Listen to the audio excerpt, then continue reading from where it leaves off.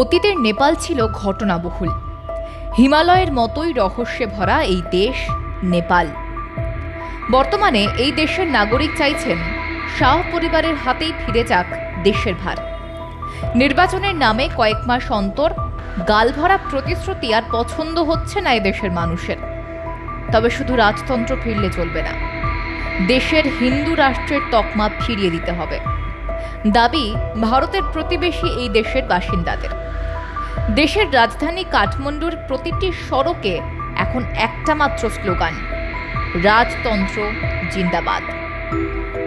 নেপালের শাহ পরিবারের হাতে 240 বছর ছিল এই দেশের ভার। 1769 থেকে 2008 শাহ পরিবারের দুটি শাখার হাতেই থেকেছে দেশের শাসনের অধিকার।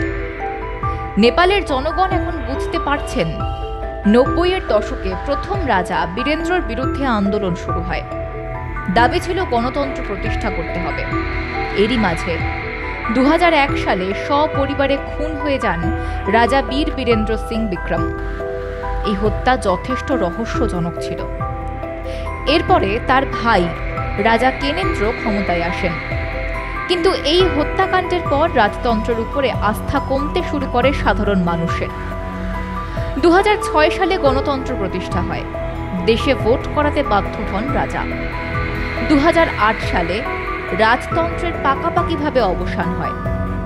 বামেরা রাজতন্ত্রের সঙ্গে সঙ্গে দেশের হিন্দু রাষ্ট্রের তকমাও ছুঁড়ে ফেলে দেন।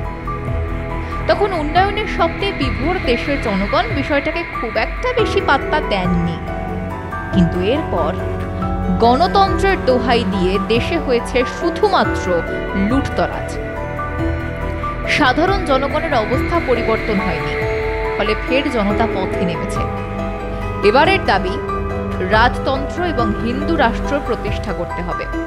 দেশের অর্থনৈতিক অবস্থা ভালো নয়, মানুষ চাইছেন এই অবস্থার পরিবর্তন হোক। তাদের দাবি, রাজা দেশের হাল ধরুন এবং দুর্নীতিবাজ নেতারা দেশ ছাড়ুন। কিন্তু দেশের রাজনীতিবিদরা চাইছেন রাজতন্ত্র আসুক, তবে তার হাতে যেন ক্ষমতা না থাকে। आपने बेलायत में दिखा है उधर राज है, शाही नहीं। हम लोग क्या चाहते हैं कि राज संस्था एक पावर विहीन राज संस्था रहे और मुल्क बहुदलीय प्रजातंत्र और उदारवाद के मान्यता पर चले। ये हम लोग देखते हैं। রাজতন্ত্রের অবসানের পর 17 বছরের 13টি সরকার দেখে ফেলেছে নেপাল। কোনো সরকারই 5 বছরের বেশি টিকতে পারেনি। নরবরে সরকার দেশের মানুষের আস্থা জয় করতে বিফল হয়েছে, আর এটাই মানুষের ক্ষোভের মূল কারণ। যারা 5 বছর দেশ চালাতে পারে না, তাদের উপর আর আস্থা নেই নেপালের সাধারণ মানুষের। দেশের নেতারা এখন জ্ঞানেন্দ্রকে দেশের অরাজক পরিস্থিতি তৈরি করার জন্য দায়ী করছেন, কিন্তু রাজার সঙ্গে রয়েছে মানুষের সমর্থন। রাজাকে ঘিরে দেশের জনগণের চোখে রয়েছে অনেক স্বপ্ন, কিন্তু এই জনগণকে এখন দমন করতে চাইছে বর্তমান প্রশাসন। এই প্রশাসন নিজেদের দেশের প্রজার উপরে লাঠি চালাতেও পিছপা হয়নি। 2 নাগরিকের মৃত্যু এবং অসংখ্য দোকান, ঘর, বাড়ি ভাঙচুর হয়েছে, আহত হয়েছে বাহুপুলিশ। দেশের বর্তমান প্রধানমন্ত্রী কেপি শর্মা ওলি জনগণের এই আন্দোলনকে জঙ্গিবাদের সঙ্গে তুলনা করেছেন। আসলে দেশের শাসক গোষ্ঠী যে কোনো মূল্যে ক্ষমতা ধরে রাখতে চাইছে। आपराधिक घटनामा संलग्न कसैले पनि उन्मुक्ति पाउँदैन, पाउनुहुन्न। यसमा पूर्व राजा शाहले पनि उन्मुक्ति पाउनुहुन्न। फेरि राजा बन्छु, व्यवस्था मास्छु भन्नेले यी सबै श्रृङ्खलाबद्ध घटनामा आफ्नो धारणा सार्वजनिक गर्नु पर्दैन।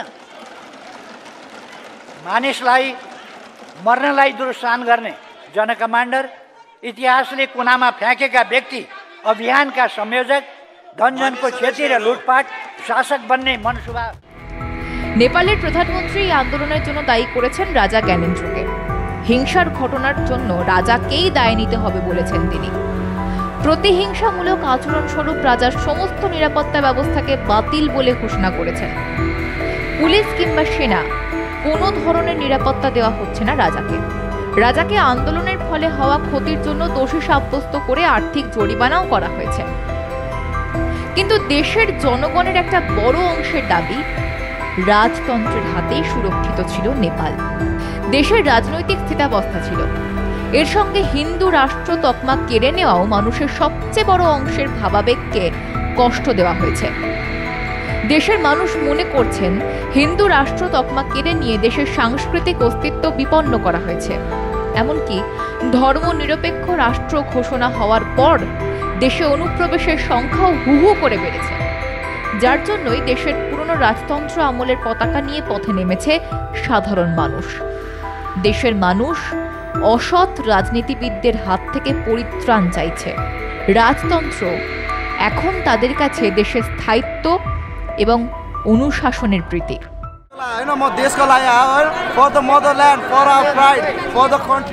সারা পৃথিবীতে গণতন্ত্র থেকে রাজতন্ত্র বহাল হয়েছে এই উদাহরণ খুব কম। এখন দেখার হিমালয়ের কোলে অবস্থিত এই দেশে মানুষের দাবি মেনে রাজতন্ত্র বহাল হয় কিনা। দেশের শাসক গোষ্ঠী অবশ্য মনে করছে বিক্ষোভের নামে রাজতন্ত্রকে ফেরানোর নামে যে আন্দোলন চলছে সেটা ঝড়ের মতোই একদিন বয়ে চলে যাবে, কিন্তু গণতন্ত্র থেকে যাবে। ব্যুরো রিপোর্ট, মাধ্যম।